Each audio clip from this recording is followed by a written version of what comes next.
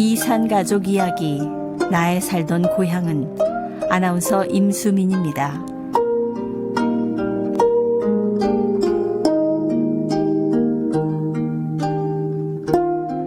6.25 전쟁이 한반도에 남긴 상처는 70년이 넘도록 아물지 않고 있습니다. 고향을 잃은 슬픔과 가족을 향한 그리움은 깊은 고통으로 남아 이산 가족들을 아프게 하고 있습니다. 공연 작가이자 시인인 고은하님, 평안남도 덕천이 고향인 아버지의 제2의 고향은 서울 홍제동입니다. 전쟁 후 우리 사회는 너나 없이 어려웠죠.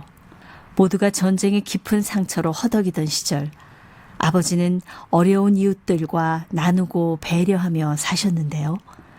은하 씨는 미국 여행길에서 우연히 아버지의 아름다운 발자취를 엿보게 됩니다. 미국에 여행할 때였었는데 LA에 이제 햄버거 가게에 들어갔는데 몇 명이서 앉아서 햄버거를 드시고 계시더라고요.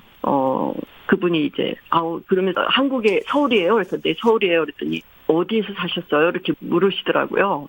네, 저는 서대문구 홍제동에서 살았습니다. 그랬더니 홍제동 어디요? 이러는 거예요.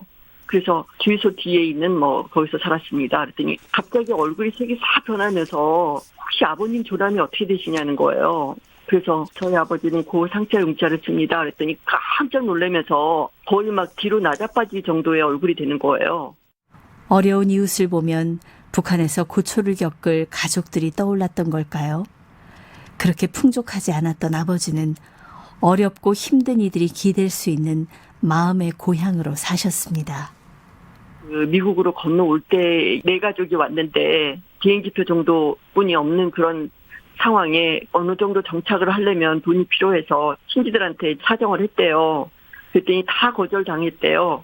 마지막이다 생각하고 저희 아버지한테 사정을 얘기를 했대요. 그랬더니 45년 전의 일이거든요. 그때 돈 100만 원을 저희 아버지께서 차용증 하나 없이 건네주시면서 어떻게 하든 성공해서 한국 땅 다시 밟을 때 보란듯이 찾아오라고 그렇게 이야기하시더래요. 그분이 저를 만날 당시로서는 신발 가게로 성공을 하셔서 조그만 건물도 하나 가지고 계시다라고 얘기를 하시더라고요. 그 모든 그 원천, 성공의 원천은 저희 아버지셨다. 그러면서 그 문을 두드릴 때 자기의 심정과 아버지의 따뜻한 배려, 이거에 자기가 평생 살면서 큰 빚을 안고 그렇게 살고 있다. 이렇게 얘기하면서 저희 아버지에 대한 이야기를 이제 바깥에서 듣게 되었어요. 아버지는 당신의 고향은 잃어버렸지만 자녀들이 살아갈 제2의 고향은 이념 대결 없는 따뜻하고 인정 넘치는 세상이길 바라셨나 봅니다. 그날 태평양 건너에서 듣게 된 아버지의 얘기는 은하 씨와 가족들 모두에게 북극성처럼 빛나고 있습니다.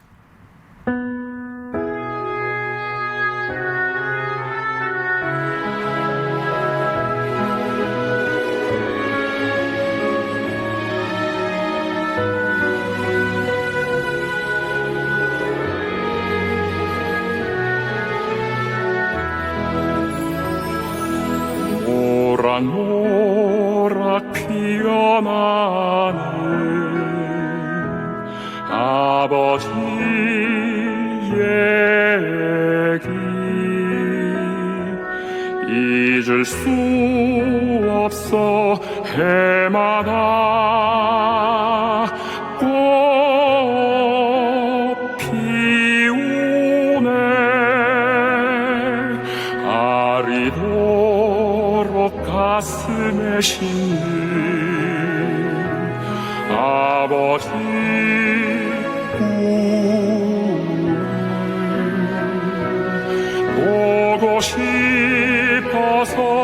보고 싶어서 해마다 그리워한다.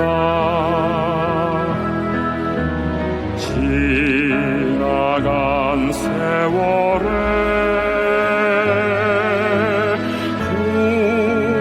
굴에 주름진 아버지 빈들에 다시 웃음으로 피웠으면 새들 전설처럼 살았던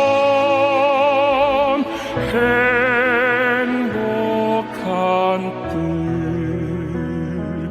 그곳에 나 있었고 아버지 있었네 그곳에 나 있었고 고은아 씨가 2005년 6월 하늘나라로 떠난 아버지를 그리워하며 쓴 아버지의 빈뜰이란 시입니다. 이 시는 10년 전 노래로 만들어져 많은 이들에게 감동을 전하고 있는데요. 모락모락 피어나던 아버지의 얘기가 그친 지 10년이 훌쩍 지났지만 은하 씨는 아버지의 마지막 바람을 이루지 못한 게 마음이 아픕니다. 아버지가 돌아가신 전 20일 전에 아빠 어디라도 아빠가 가시고 싶은 곳 있으면은 제가 모시겠다. 뭐 헬기라도 동원해서 모시겠다. 그랬더니 아빠는 거제도 포로 수용소를 가보고 싶다는 거예요. 그런데 그때 당시에 제가 막 서둘렀더니 이미 이제 다리에 힘이 풀려가지고 도저히 일어서지를 못하겠다 이러면서 조금 추스린 다음에 가자 이렇게 말씀하셨는데 그 후로 20일 후에 돌아가셨어요. 은하 씨는 해마다 6월이면 아버지가 끝내 가지 못했던 거제 포로 수용소를 다녀오곤 합니다. 2012년도에 아버지 영정 사진을 들고 저희 아이와 저희 남편하고 같이 그 거제도 포로 수용소를 찾았어요. 그 후로 매년 그 아버지 기일쯤으로 해서 포로 수용소를 갔다 와요.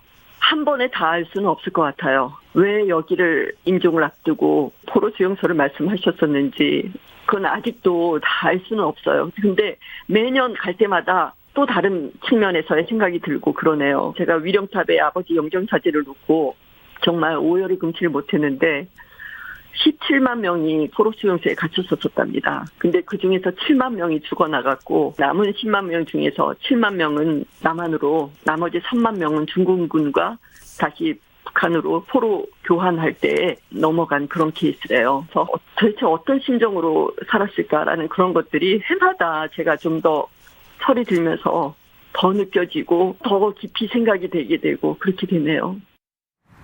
요동치는 남북관계에도 고향 땅을 밟을 수 있을 거란 바람과 기대로 긴 시간을 살아낸 실향민들. 포기할 수 없는 희망을 품고 사셨던 어르신들은 한 분 두 분 세상을 떠나고 역사의 상처는 은하 씨를 비롯한 자녀들의 몫이 됐습니다. 은하 씨는 이따금 고향을 방문한 아버지를 마음으로 그려보곤 하는데요. 어머님을 찾으셨을 것 같아요. 시간이 지나면서 지금쯤은 돌아가셨겠지라고 하는 순간도 있었었지만 아버지 마음속에서의 당신의 어머니는 평생 살아계시는 분이셨어요. 그래서 아마 북한으로 가셨었으면 어머니를 찾으셨을 것이고 또 형제들을 찾았겠죠. 아버지 생명의 뿌리는 바로 그 고향에 있었을 테니까요. 아버지가 세상을 떠나셨다고 해서 실향민이 사라진 건 아닙니다. 은하 씨는 아버지의 삶이나 고통이 개인의 아픔으로 남아서는 안 된다고 여기며 아버지의 삶을 기억하려 합니다. 아버지의 이야기를 다룬 그 오페라를 시놉시스가 지금 나와 있거든요. 제목은 이제 사라의 창이라고 하는 건데 사라는 이제 저희 엄마를 얘기하고 저희 아버지는 하루하루 노역을 끝나고 느티나무 밑에서 자기의 이야기를 느티나무한테 털어놓는 그런 씬이 나와요. 시대극 사라의 창을 제작을 하고 있는데 은하 씨의 소망은 통일의 그날 아버지의 영정을 들고 고향의 나지막한 언덕을 찾아 간절했던 아버지의 꿈을 이뤄드리는 일입니다.